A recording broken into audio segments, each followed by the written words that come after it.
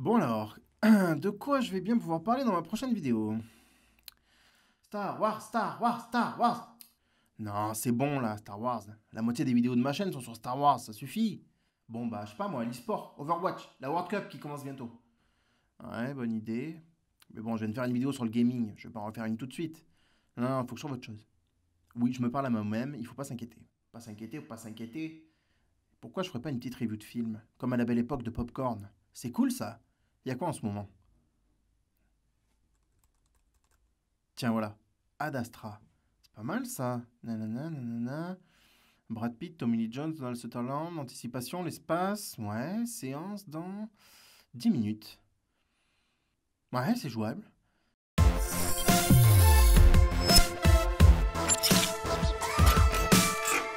Bon, eh ben les petits potes, l'exercice n'est pas facile. Sur le papier, ce film avait vraiment tout pour me plaire, mais vraiment absolument tout. C'est un film d'anticipation qui se passe dans l'espace, avec 3 acteurs que j'adore, réalisé par le mec qui a fait La Nuit nous appartient.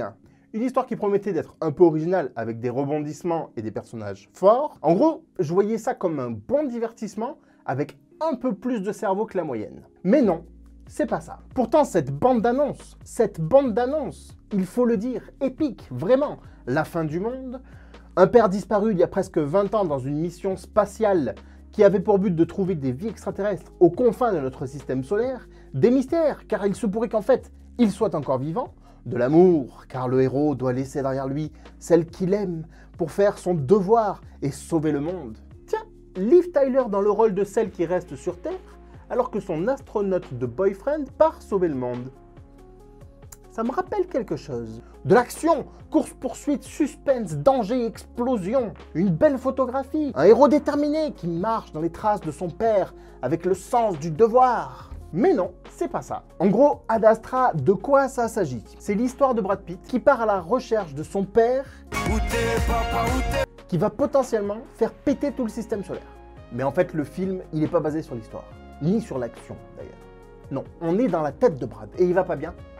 Il va pas bien, Brad. Il est en pleine dépression et il a de gros problèmes à régler avec son papa, le pauvre. Son papa qu'il a abandonné quand il était tout petit. On entend les pensées du personnage en voix off à plusieurs reprises, ce qui nous plonge vraiment dans son esprit et dans son mal-être. Alors il est super entraîné, rien ne l'atteint, il est comme formaté par son entraînement, mais du coup il s'éloigne de tout le monde et se renferme sur lui-même. Il a grandi et s'est construit à l'ombre de son héros de père absent et il n'arrive pas à s'attacher aux autres, à faire confiance ou à se confier.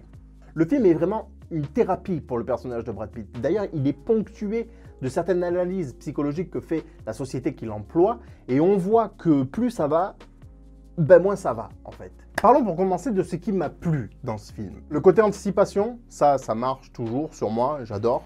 On ne sait pas trop quand ça se passe, c'est pas daté, mais c'est probablement dans 100 ou 150 ans. La scène d'intro sur cette antenne énorme où la caméra suit le personnage de Brad Pitt, quand la porte s'ouvre dans le vide et que la caméra fait une plongée au-dessus de l'échelle, waouh, franchement super plan, on a une vraie impression de vertige au cinéma, ça vaut vraiment le coup. Le son est bien aussi, je trouve, il y a vraiment du gros son bien fatou qui prend vraiment aux tripes à certains moments. La scène sur la Lune avec les rovers et l'attaque des pirates, bon, même si cette scène ne sert absolument à rien, elle est violente, c'est original, le fait qu'il y ait une basse gravité, c'est pas mal, ça permet de faire des trucs un peu stylés. Au niveau du son, ils n'ont pas pu s'empêcher de mettre les bruits des explosions, ça rajoute de l'impact, mais je trouve ça un petit peu dommage. Je préfère comme ils ont fait dans Gravity, où on entend simplement les vibrations à l'intérieur des combinaisons des personnages, je trouve que ça rajoute un côté immersif. Mais franchement, c'est pas quelque chose qui m'a dérangé. Pour le spectacle, je comprends qu'on puisse mettre des bruits d'explosion dans l'espace, c'est pas grave. Dans les plus, évidemment, Brad Pitt. Quand vous mettez Brad Pitt dans un film, c'est forcément un point positif. Bon, là, ça déroge pas à la règle. Brad Pitt est vraiment... il crève l'écran, quoi. Même en mode dépressif, un peu... il fracasse. C'est Brad Pitt, quoi. Pour ce qui m'a déplu, enfin, ce qui m'a déplu. Ce qui m'a déplu. Le film est survendu par cette bande-annonce. Quand on voit cette bande-annonce, on s'attend pas à voir ce film-là. Ça, c'est quelque chose... c'est pas la première fois que je me fais avoir. Je trouve ça quand même un peu nul de faire un film et de sortir une bande-annonce qui reflète pas ce que tu vas voir.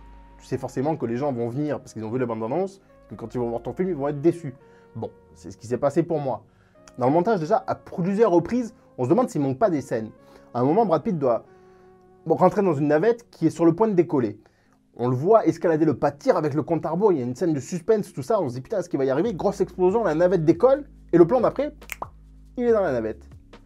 Bah ça m'emmerde un peu, moi, ça. Je sais pas, tu mets une scène de suspense où le mec, tu te dis comment il va faire pour rentrer dans la navette, c'est chaud là. Il est dans la navette et tu sais pas comment il a fait.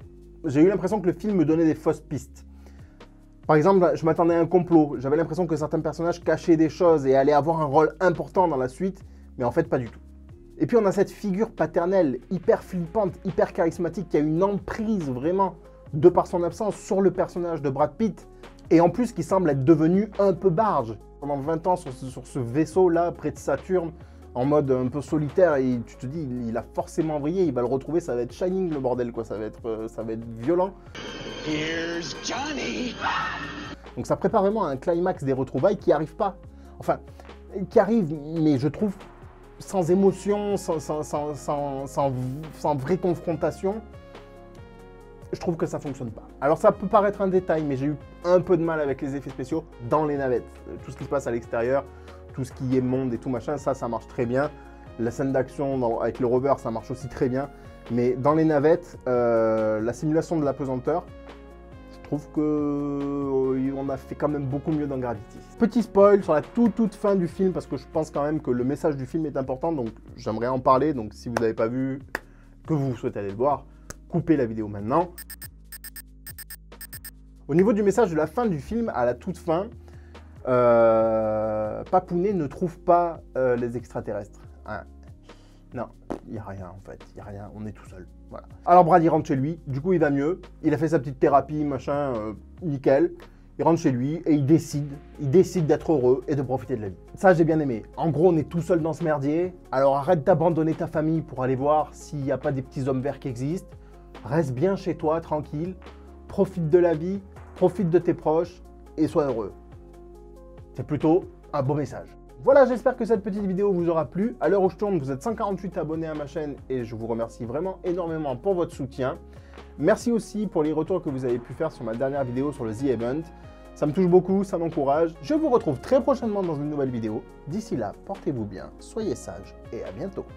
Ciao!